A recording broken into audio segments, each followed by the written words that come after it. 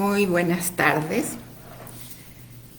Aquí nuevamente este sábado para ir viendo y revisando las edades del ser humano. Y esta vez llegamos a la ancianidad. Un gran reto. Realmente es un gran reto, primero por cuanto no he llegado a la total ancianidad, por lo tanto, sí es un tema de mucha reflexión. Así es que les voy a invitar a que hagamos reflexiones juntos. Porque la filosofía, si no nos lleva a la reflexión, obviamente que está mal hecha, está mal planteada. Y cuando hablamos de reflexionar y hacer filosofía alrededor de estos temas, nos preguntamos naturalmente sobre qué es el ser humano, qué es el destino, qué es la vida, qué es la muerte. Y son interrogantes que van no agolpándose, pero sí se van poniendo en una gran pantalla mental en donde esperan una respuesta, esperan encaminarse a una respuesta. Es por eso que la filosofía es un trabajo, es una actividad, es una constante en el ser humano.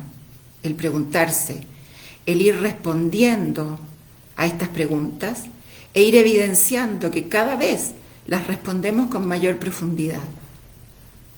También me percato que el ser humano le es muy propio, le es muy natural vivir en sociedad.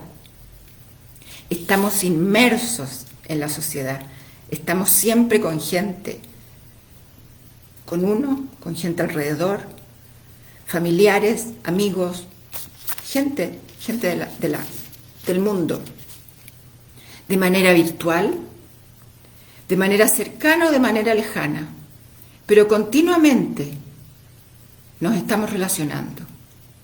Y es por eso que la gran tarea del ser humano, con o sin título, es de ser educadores.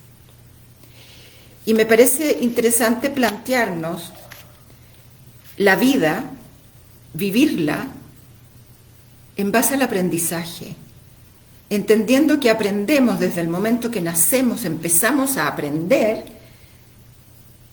hasta que nos morimos. Todo el trayecto de la vida es un gran aprendizaje. Y por eso podemos llamar la escuela de la vida, es la que nos va enseñando. Y para eso, estar despiertos, estar atentos, estar intentando asimilar lo que la vida nos va mostrando, para aprender, para ser más conscientes, para ser más humanos. Y es por eso que hoy día me quiero referir y tomarme de la mano de alguna manera de los filósofos. Y quiero partir con un filósofo del siglo XX, Jorge Ángel Libraga, que él define la vida y define la educación. Dice, recibir a esa idea, ¿qué es el hombre?, y ayudarle a su paso por la vida con una adaptación gradual a los marcos biológicos. Esa es una parte de la definición. Y es lo que hemos ido haciendo, en estos 4 sábados, con este el quinto, ir justamente recibiendo esa idea, ¿qué es el hombre?, ¿qué es el ser humano?, ¿qué es ese yo que está detrás de cada momento, que está detrás de cada una de estas etapas? E irlo ayudándole, ¿cierto?, a su paso por la vida, adaptándolo de manera gradual a los marcos biológicos. Es lo que hemos ido haciendo. Y cuando dice recibir esa idea que es el hombre, también se refiere a eso, ¿qué es el hombre? Se pregunta, mejor dicho, como buen filósofo, el hombre es siempre invisible. El hombre siempre está detrás de las cosas que hace, detrás de su propio cuerpo, detrás de sus propios actos. El hombre es una gran pregunta, un gran enigma. Y hemos ido develando de alguna manera la vida del ser humano a través de las diferentes edades. Pero detrás de cada una de esas edades está el hombre en genérico y con mayúscula. ese misterio que hemos tratado de ir develando, pero que se manifiesta en cada una de las edades. Y en este trayecto, y para hacer un recuento, hemos pasado, bueno, desde la infancia, desde el nacimiento, ¿cierto? Cuando esta idea del hombre se manifiesta a través de un pequeño ser en cuerpo, pero sigue siendo la idea del hombre, la idea del ser humano detrás de los distintos cuerpos, circunstancias, edades. Y vimos ahí un valor a desarrollar, ¿cierto? La bondad. Seguimos creciendo, nos fuimos a la juventud y vimos que, bueno, y con la infancia, si bien la bondad, que en el fondo es desarrollarla porque es innato a los pequeños, irla desarrollando y luego plantearles a la segunda edad la responsabilidad, el respeto y la disciplina. Vamos uniendo estos pilares y vamos haciendo este edificio llamado ser humano. Llegamos a la juventud y ya no con patanería, sino diciéndole, oye, piensa en el otro, sé solidario, hay formas de hacer las cosas, sé cortés. Y también recurrimos a una enseñanza milenaria también, china, japonesa, en donde decía que al ser humano hay que enseñarle, sobre todo a los jóvenes y a los niños, hay que enseñarle 3 cosas fundamentales: a barrer, para que empiece y termine lo que hace; a ser buen anfitrión, o sea, ponerse en el lugar del otro para poder atenderlo; y a respetar a los mayores, a respetar a los adultos. Esto lo tuvimos en la segunda infancia, en la juventud, y lógicamente que son valores que tenemos que conservar, porque no se trata de que desarrollamos un valor y la otra etapa de la vida lo borramos y empezamos con otro. No, estos se van cimentando en nosotros. Pasamos al adulto joven y vemos ahí la necesidad de la responsabilidad, la necesidad de plasmar esos sueños que en la juventud se atrevió a tener. Esos sueños ahora, de una manera mucho más concreta, ya en la palestra, ya en el escenario del mundo, tiene que plasmar. ¿Con qué herramienta? Con la responsabilidad, respondiendo a sus actos, respondiendo a sus intereses, a sus anhelos, a su vocación, y haciéndolo con responsabilidad. Seguimos caminando y llegamos al adulto maduro. Y ahí vimos que era súper importante la rectitud. Una vez que aprendía a soltar, a flexibilizarse para lograr rectitud, quedarse con aquello fundamental, esencial. O sea, tenía que hacer una suerte de purificación de su vida para ir llegando a lo más importante, a lo esencial. Y de ahí pasamos al día de hoy, a la ancianidad, a la realización, o sea, un camino de realización y el camino de salida. Así como llegamos de algún lado, la vida, ¿cierto?, llega de algún lado en ese ser y también irá a algún lado. Es la vida una. Es la vida una la que nos convoca. Es la vida una que tratamos de descubrir y a través, manifestada hoy día en los cuerpos. Me preguntaba, bueno, ¿y qué es la ancianidad? Yo, porque si bien no tengo una experiencia como para poder transmitir, pero el ejercicio filosófico es muy válido, y investigué un poco sobre cómo se vivió la ancianidad en las distintas civilizaciones. Y la verdad que llegué a una conclusión, muy general, por cierto, que cuando las sociedades decaen, de alguna manera ha sido porque los adultos maduros se han corrompido, y han decaído moralmente. Y eso nos lleva a que la ancianidad sea prácticamente vejez y no ancianidad en sabiduría. Y por lo tanto la misma sociedad no los reconoce como autoridad.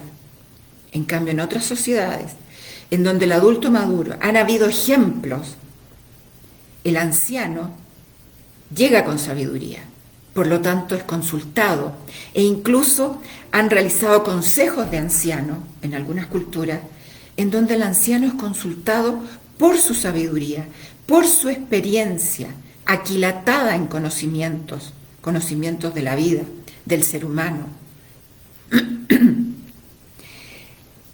Recurrí también a Platón, ¿cierto?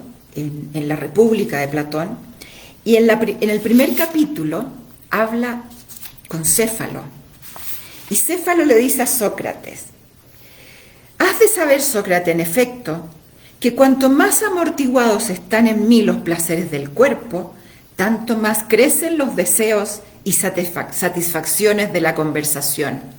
Punto importantísimo, la conversación. Y Sócrates responde: y en verdad, Céfalo, conversar con personas de gran ancianidad me agrada.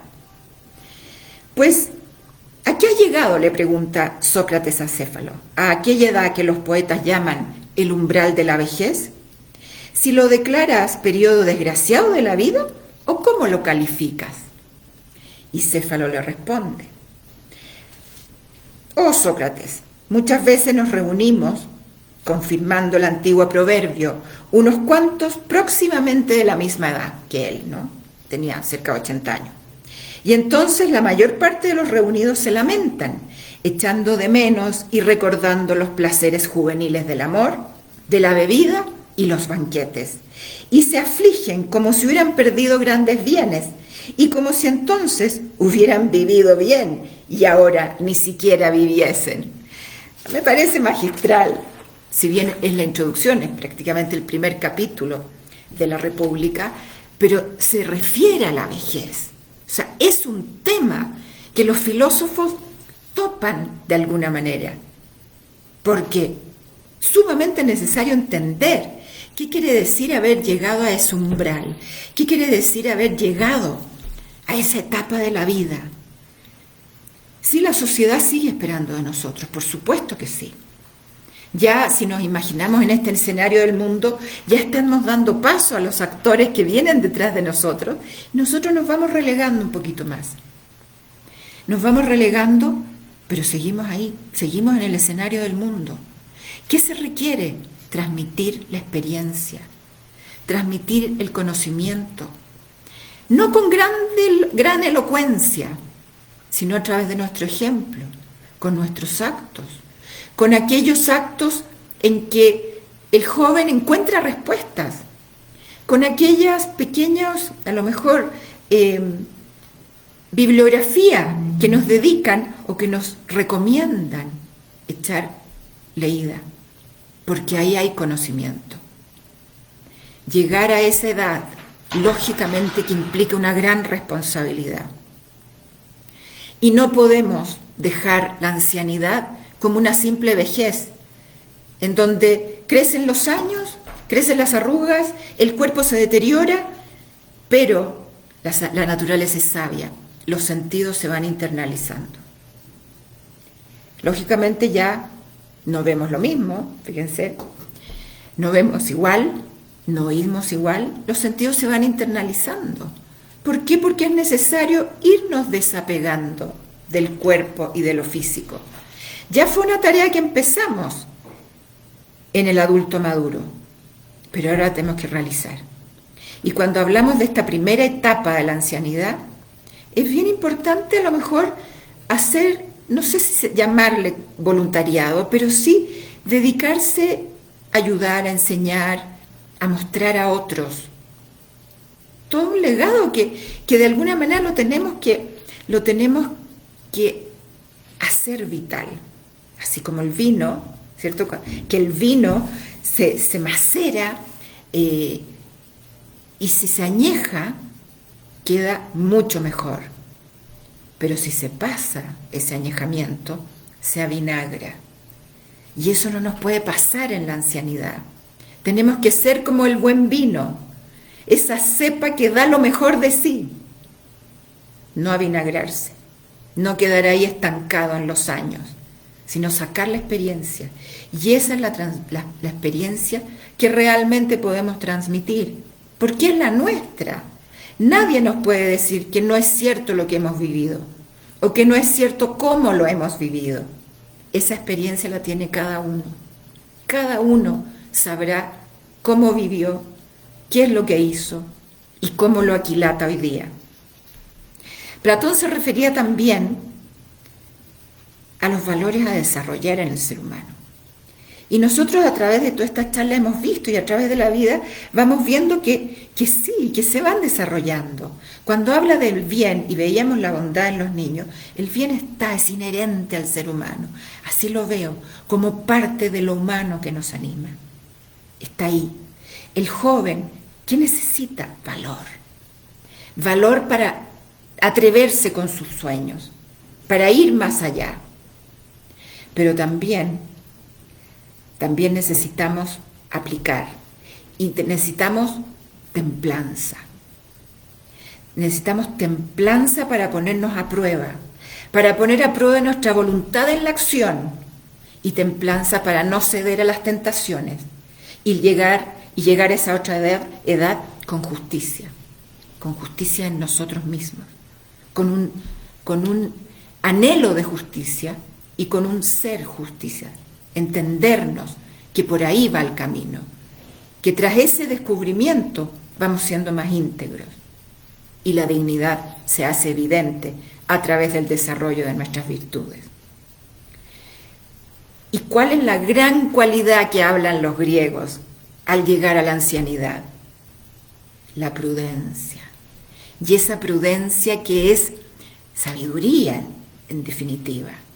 Es una edad en que a lo mejor, y siguiendo con la mitología griega, lo apolíneo es necesario en los jóvenes.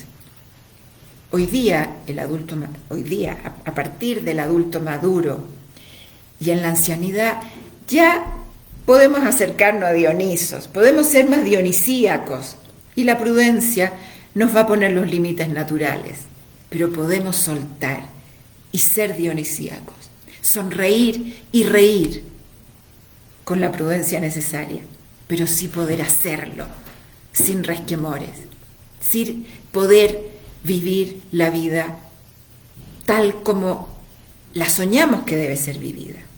Y la prudencia, que va a ser la que nos anima detrás de nuestras acciones, nos irá poniendo los límites respectivos. Me he preguntado, bueno, ¿y el destino? ¿Qué dice el destino? ¿O cuál será mi destino? Y en general, bueno, uno se pregunta, ¿creo en el destino o no creo en el destino? No, pienso que no es simplemente cosa de creer. Y me imagino, en estas reflexiones, me imagino el destino como una gran partitura de música. ¿Se han fijado las partituras que tienen muchísimas notas? Y cualquiera que toque esa misma partitura tendrá las mismas notas, en la misma sinfonía. Sin embargo, cada uno la tocará de acuerdo a su maestría, de acuerdo a su mayor o menor experiencia, de acuerdo a su mayor o menor práctica, de acuerdo a su mayor o menor ingenio, incluso dotes para tocarlo. Esa forma de tocar es propia, es particular, y eso nos habla de un libre albedrío. Ese es nuestro albedrío. ¿Cómo hacemos las cosas? La partitura en general, somos seres humanos, nadie se libra de la infancia, la juventud, la madurez, la vejez, pero el cómo la vivimos depende de cada uno de nosotros. También quería referirme a Confucio. Confucio habla y dice en sus analectas, que son las enseñanzas que da a sus discípulos, o que fueron escritas por sus discípulos, las enseñanzas que de Confucio recibieron.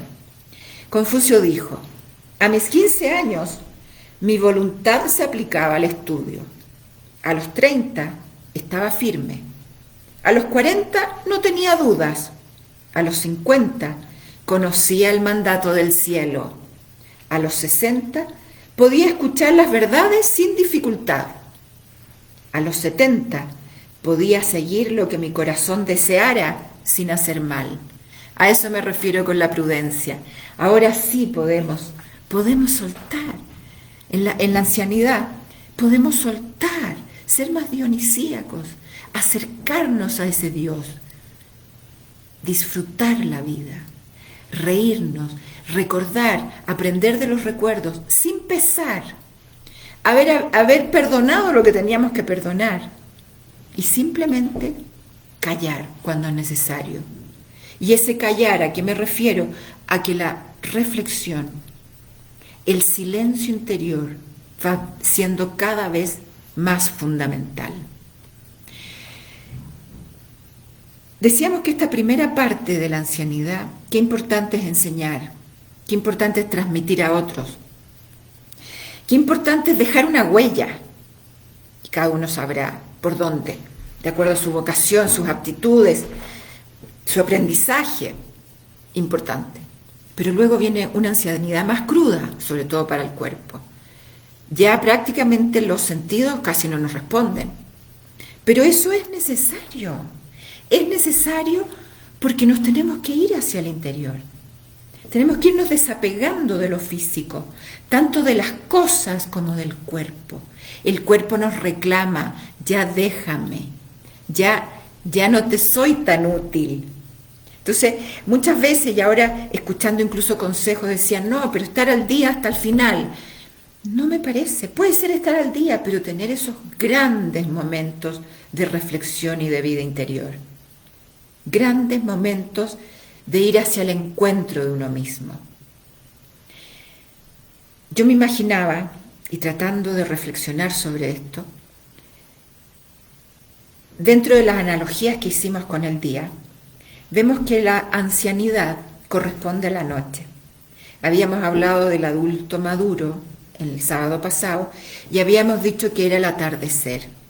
Ahora hemos entrado a la oscuridad de la noche. Pero es ahí donde podemos ver las estrellas. Yo miraba las estrellas y miraba la luna. La luna nos trae el recuerdo. Es ese sentimiento de nostalgia por el recuerdo de lo pasado. Pero las estrellas nos señalan un camino. Es una luz hacia donde tenemos que ir. Es hacia una luz de futuro a donde dirigirse. También en las noches de reflexión decía, ¿y cómo es la ancianidad? ¿Qué requiere de nosotros? Y claro, en el silencio de la noche, los oídos se apagan. Y recuerdo la voz del silencio. Porque no es un silencio absoluto. Es una voz que nos habla en otro tono, pero que nos dice verdades. Cerramos los ojos y los ojos pueden ir mucho más profundo. La reflexión puede ir mucho más profundo. ¿Por qué? Porque ya los sentidos no están exteriorizados, no están hacia afuera. Y vamos descubriendo ese mundo interno. Vamos descubriendo ese mundo interior. Esta definición que decía Jorge Ángel Libraga, ir a una adaptación gradual de los marcos biológicos y luego prepararlo para dejar este mundo sin ignorancia ni temor. Esto lo encuentro magistral. Parte de la educación es poder dejar este mundo sin ignorancia ni temor. Ignorancia de quién, no es que no fui a la universidad, no es que me faltó aprender, es la ignorancia íntima de la esencia de las cosas, de la esencia de la vida, de lo que hemos ido recabando, pero que en esta síntesis, como el vino, tiene un néctar especial, fuerte, un poco dulce, un poco amargo, embriaga si se lo toma de golpe. Eso es la vida. Y por eso nos tenemos que acercar a Dionisos. Nos acercamos para sentir esa embriaguez de la vida, sin quejarnos del cuerpo. Si solo vivimos y estamos con la conciencia y la atención pegada al cuerpo, lo que nos queda es sufrimiento. Si está nuestra atención, nuestra conciencia pegada a las cosas, lo que nos queda es la avaricia, el egoísmo. Y eso no queremos. Ese es el vino vinagre. es el vino avinagrado. Nosotros queremos néctar y dejar néctar para los demás y dejar huella para los demás por donde puedan caminar y dejar lecciones de vida a través de la nuestra. Y así no podemos dejar de lado a un gran poeta que nos habló justamente de esta etapa de la vida, con un poema magistral, ¿cierto? Cuando dice: muy cerca de mi ocaso, yo te bendigo, vida, porque nunca me diste ni esperanzas fallidas, ni trabajos injustos, ni penas inmerecidas. Porque veo al final de mi crudo camino, de mi rudo camino, que yo fui el arquitecto de mi propio destino. Que si extraje las mieles o la hiel de las cosas, fue porque en ellas puse hiel o mieles sabrosas.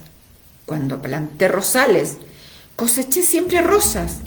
Cierto, a mis lozanías va a seguir el invierno, mas tú no me dijiste que mayo fuese eterno. Hallé sin duda largas las noches de mis penas, mas no me prometiste tan solo noches buenas. Y en cambio tuve algunas santamente serenas. Amé, fui amado, el sol acarició mi faz. Vida, nada me debes, vida, estamos en paz. Imagínense la maravilla poder decir esto en ese ocaso de la vida. Son lecciones de filósofos, de poetas, de artistas que han ido más allá de lo formal, que han ido más allá de lo corpóreo y le han hablado a ese hombre que nos decía Jorge Ángel Libraga, recibir esa idea, ¿qué es el hombre? A ese hombre le hablaron, a ese hombre que está detrás de todas estas apariencias. Es ahí donde se encuentra el poeta, donde se encuentra resonancia de estas palabras. Recuerdo a Aristóteles cuando decía, ¿cuál es una de las virtudes a las que tiene que llegar el ser humano? Y que todos, de una u otra manera, buscamos en las diferentes etapas de la vida.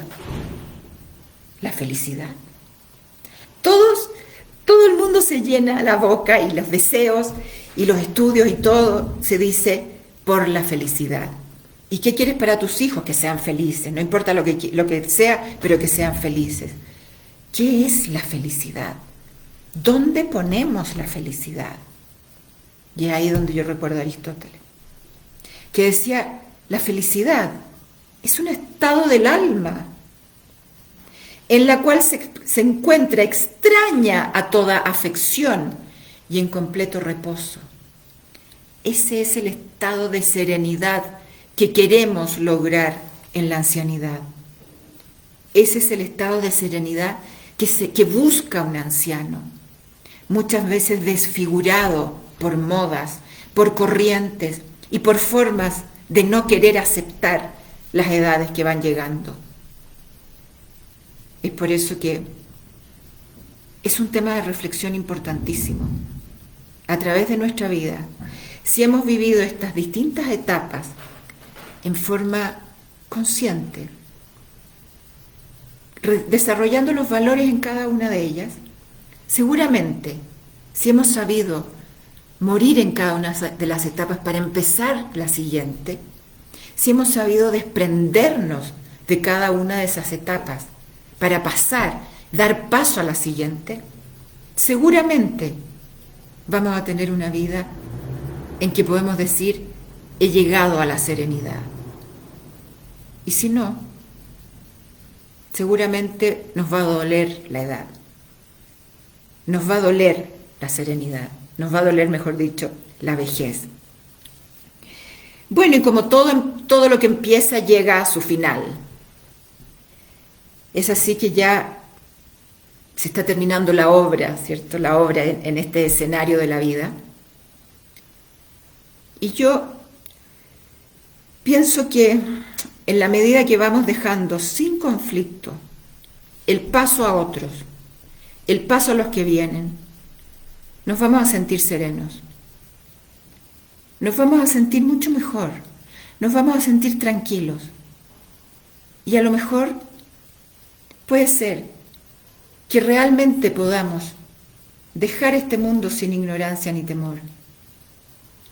Por ahora necesitamos reflexionar, necesitamos acercarnos a cada una de los distintos momentos y etapas de la vida más conscientes, más despiertos, más buenos, más templados, más prudentes.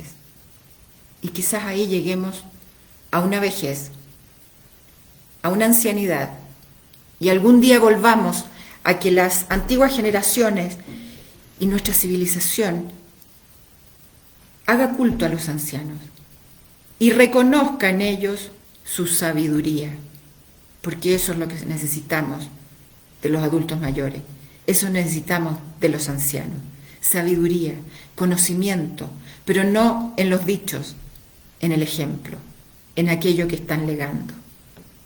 Como les decía, todo lo que empieza termina para dar paso a algo nuevo. Así que quiero terminar estas palabras invitándolos a hacer un brindis, invitándolos a hacer un brindis por la vida, a hacer un brindis por esa vida una, que ha venido con nosotros desde la infancia y que seguirá adelante más allá de la vejez y del más allá. Así que brindo por ello. Salud.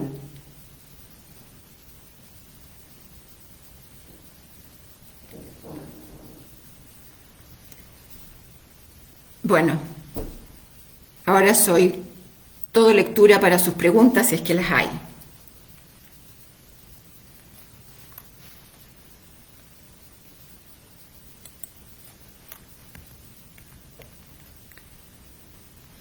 A ver, vamos viendo. Imbabura, Machala, Lucy, buenas tardes. Carmencita, buenas tardes. Marta. Desde Chile, qué bueno, Jacqueline. Comentario, un problema. Para llegar a la felicidad es que nos dieron un modelo de éxito basado en el tener, cuando la verdadera felicidad se encuentra en el ser y en el hacer. Toda la razón. Sí. Tantas formas de que podemos llamar ese modelo de éxito, y el problema es que ese no es el éxito que espera el ser humano. No es así. Estamos equivocados. Pienso que estamos equivocados. Que no es por ahí. Que el morir es muy difícil. E incluso pienso que esta pandemia ha tenido que venir para enseñarnos a morir, porque realmente es una lección y es un conocimiento que nos falta mucho, aprender a morir. Y para eso hay que aprender a dejar, a soltar, a perdonar, a agradecer. María Luisa, salud. Bueno, sí, aquí todavía tengo.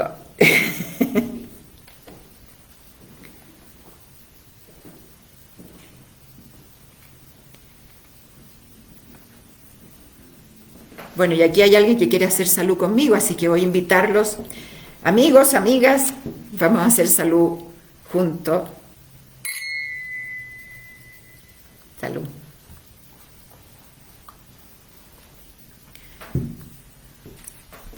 Y esa salud es por la vida que está viviendo cada uno en las distintas edades. Brinden por ello, hagan salud. Vamos bebiéndonos la vida de a poco. Salud. A ver, por favor, ¿nos puedes ampliar sobre cómo morir en cada una de las etapas para dar paso a la siguiente? Bueno, esto lo hemos ido recordando quizás, porque un niño no puede seguir, por ejemplo, no puede seguir con sus autitos de juguete en la juventud o en la madurez. Tiene que dejarlos. Tiene que dejar jugar con ellos. Incluso uno dice, los voy a guardar para el recuerdo. Sí, pero sí hay que saber morir, dejar pasar, soltar. A eso me refiero con dejar morir. El sábado pasado hablábamos de las fases del duelo, como el saber morir, bajar a los submundos, morir, la muerte, bajar a los submundos para poder renacer. Ese proceso o esos pasajes, esos ritos de pasaje que tenían todas las civilizaciones, era justamente ese paso. Morir, bajar a los submundos, que es nuestra psique, es la necesidad de la reflexión para poder renacer.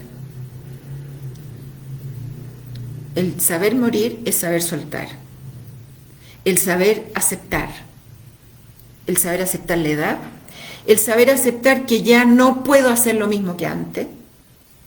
Y yo veo que hoy día muchas veces se dice, pero si tú todavía eres capaz, ¿por qué no puedes? A ver, un momentito, tengo 75, 80 años, déjenme en paz. Eso es legítimo. Esa persona está pidiendo dejar morir sus etapas anteriores. Es dejar pasar.